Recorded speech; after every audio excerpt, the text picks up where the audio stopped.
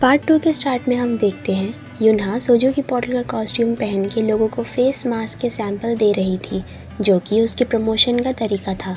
फिर वहाँ एक ड्रंक अंकल आते हैं और यूनहा को कॉस्ट्यूम में असली सोजो की बॉटल समझते हैं और उसे परेशान करने लगते हैं, पर यूनहा उन्हें इग्नोर करके अपना काम करते रहती है। तभी वहाँ जीवान आता है और यूनहा के ग्रीन कॉस्ट्यूम को पहचान लेता है। वो ड्रंक अंकल बॉटल ओपन करने का सोचकर यूनहा के सर से कॉस्ट्यूम हटा देते हैं। यूनहा जीवान को देख के शॉक हो जाती है। जीवान उसका फेस देख लेता है और उसे पहचान लेता है कि ये वही क्लब वाली लड़की है। यूनहा जीवान से दूर भागने लगती है और जीवान उसका पीछा करने लगता है। आगे जाके जीवान दिखाई नहीं देता है तो यूनहा को लगता है वो बच गई, पर जीवान दूसरा रास्ता लेकर यूनहा के सामने आ जाता है और यूनहा उससे टकराकर गिर जाती है। जीवान उसे उठाकर पूछता है वो किटी गैंग की मेंबर है क्या, इसीलिए वो पुलिस कॉस्ट्यूम पहन के उनकी मदद कर रही थी क्लब में, और उसे वो कैंडी जैसे दिखने वाला ड्रग्स कहाँ से मिला। यूनहा बताती है वो ड्रग्स नहीं था, बच्चों के खाने वाला कैंडी था, पर जीवान उसकी बात पे भरोसा नहीं करता है। यूनहा कहती है वो उसके साथ चले और वो उसे वो कैंडी दे देगी। यूनहा और जीवान रेस्टोरेंट वापस आते हैं तो देखते हैं वहाँ की ओनर यूनहा के गिराए हुए फेस मास्क के सैंपल ज़मीन से उठा रही थी। वो यूनहा को चिल्लाती हैं काम पे से गायब होने के लिए और बिना पैसे दिए हुए उसे जाने के लिए कहती हैं। यूनहा माफ़ी मांगती है पर वो नहीं सुनती हैं और यूनहा का बैग शॉप से बाहर फेंक देती हैं। वो इन सब का जिम्मेदार जीवान को मानती है और अपने बैग में से कैंडी का पाउच निकालकर सारे कैंडी खा जाती है। जीवान शॉक हो जाता है कि ये क्या कर रही है, इसे मरना है क्या, क्योंकि वो तो उसे ड्रग्स ही समझ रहा था। वो यूनहा को पीठ पे मारने लगता है ताकि वो ड्रग्स अपने मुंह से निकाल दे, जो कि यूनहा के मुंह से निकल भी जाता है, पर एक कैंडी उसके गले में अटक जाता है। जब काफ़ी ट्राई करने पर भी वो नहीं निकलता है तो जीवान शॉप से पानी लाता है यूनहा के लिए। तभी यूनहा के गले से कैंडी निकल के उड़ते हुए जीवान की तरफ जाता है और गलती से जीवान उसे घोट लेता है।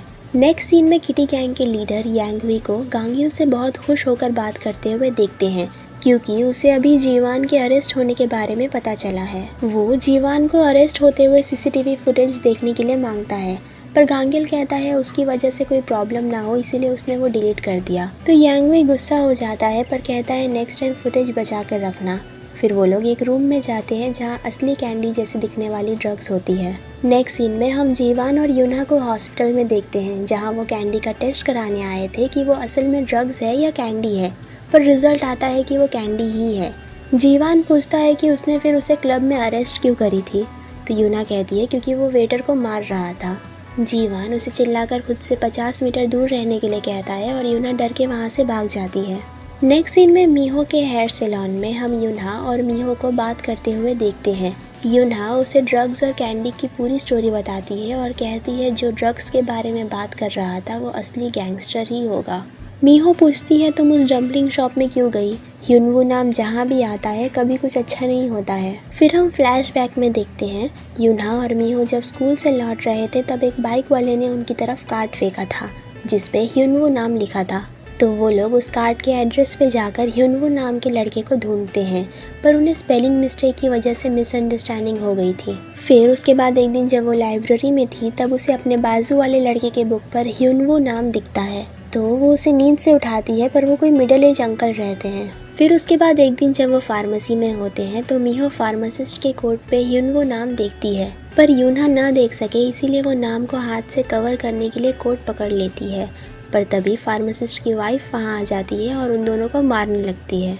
असल में यूनहा बचपन में एक ह्युनवू नाम के लड़के को जानती थी जिसे वो पिछले 23 साल से ढूंढ रही है, और वो उसका सरनेम भी नहीं जानती है। यूनहा सोचती है काश उसे सिर्फ इतना पता चल जाए कि वो जिंदा भी है या नहीं, उसके लिए उतना भी काफ़ी होगा।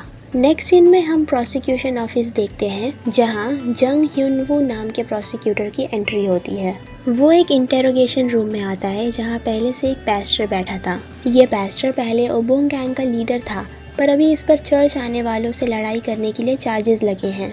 इसने उन्हें इसीलिए मारा क्योंकि वो चैरिटी नहीं देना चाहते थे। वो पैस्टर का कहना होता है कि वो बस उन्हें बता रहा था कि चर्च आने वालों के लिए चैरिटी करना कितना ज़रूरी है। ये सब काम वो अपने पुराने ओबोंग ग्रुप के मेंबर के साथ कर रहा था, जो पैस्टर के हिसाब से अपनी पुरानी लाइफ छोड़ के अच्छाई की राह पे चल रहे हैं। ह्युनवू पैस्टर से उसका बाइबल मांगता है और कुछ लाइंस रीड करता है जिसका मीनिंग होता है कि किसी से भी ज़बरदस्ती पैसे नहीं लेने चाहिए। पैस्टर पूछता है कि क्या वो भी क्रिश्चियन है, तो ह्यूनवू कहता है कि नहीं, वो इस बात पे भरोसा नहीं करता है कि कभी कोई बदल सकता है, स्पेशली क्रिमिनल्स तो कभी नहीं। फिर नेक्स्ट सीन में हम एक एडवर्टीजमेंट वीडियो देखते हैं जिसमें किसी भी बुरे काम करने वालों को जो अपनी लाइफ दोबारा स्टार्ट करना चाहते हैं, उन्हें जीवान अपने थर्स्टी डियर कॉरपोरेशन में जॉब देता है। नेक्स्ट सीन में हम जीवान को अपने कंपनी में यूनतेक के गायब होने के बारे में मीटिंग करते हुए देखते हैं। उनका मानना होता है यूनतेक दोबारा एडिक्ट बन चुका है, इसीलिए वो गायब है, और वो ये भी कहते हैं कि उन्हें एक एडिक्ट पे भरोसा नहीं करना चाहिए था। यूनतेक कोई भारी काम नहीं कर सकता था, इसीलिए उसे सिर्फ स्टोरेज यूनिट संभालने दिया गया था, वो काम भी वो नहीं कर पाया।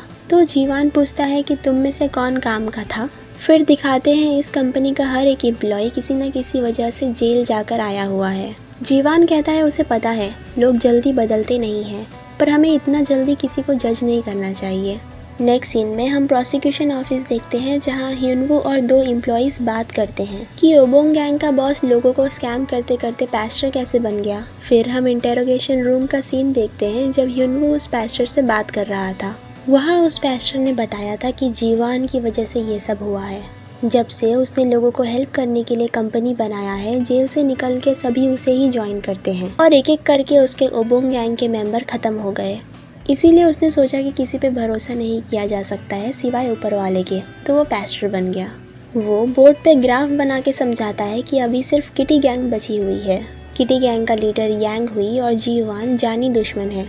नेक्स्ट सीन में हम माइक्रोसॉफ्ट कंपनी की मीटिंग होते हुए देखते हैं जिसमें सभी एक प्रोडक्ट उठा लेते हैं स्पॉन्सरशिप वीडियो बनाने के लिए, पर यूनहा के लिए कुछ नहीं बचता है। तभी उनके बॉस पूछते हैं किड्स फेस्टिवल में कौन जाना चाहता है, पर कोई नहीं जाना चाहता था क्योंकि वहाँ बहुत काम करना पड़ता है। पर यूनहा अपना हाथ उठाती है और जाने के लिए मान जाती है। उसे बॉस कहते हैं उसे किड्स फेस्टिवल में वहाँ आए सभी कंपनी वालों के वीडियो बनाने होंगे, तो यूनहा खुशी खुशी मान जाती है और यहाँ पार्ट 2 खत्म हो जाता है।